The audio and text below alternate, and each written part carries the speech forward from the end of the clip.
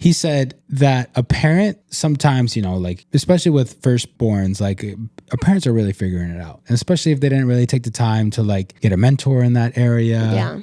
If they didn't read any books, like they're figuring it out, like and that's part of one of my stories that I tell. Like, give them grace, it's fine, they're gonna make mistakes. Yeah.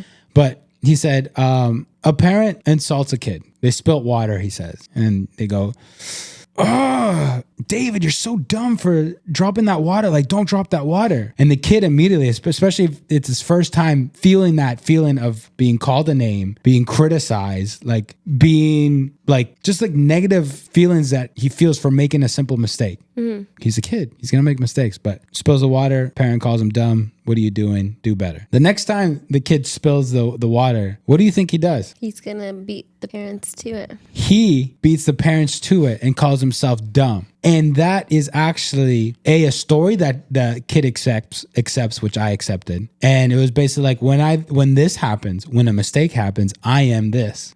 And before I hear it from my parent, I can better survive telling it to myself than constantly hearing it from my parent. It is much harder to hear it from a loved one, somebody who's supposed to care for you, encourage you, lift you up. It's so much heartbreaking to hear it from somebody like that than to hear it from yourself. And it's like a coping mechanism. Yeah. I would rather say it to myself. And there's been like there's shows, there's movies, and I've seen examples also where a person is being bullied and somebody like gives them the advice of like, hey, make fun of yourself before they make fun of you, and you take away their power. Mm-hmm. And sure, you're taking away their power, but those words that are coming out of your mouth are about you. You are making fun of yourself. You are criticizing yourself. And this is the story that you are telling yourself. Like, I am these things. Yeah. And so that's something that I grew up with. And that's, most of the stories that I've grown up with are negative. Like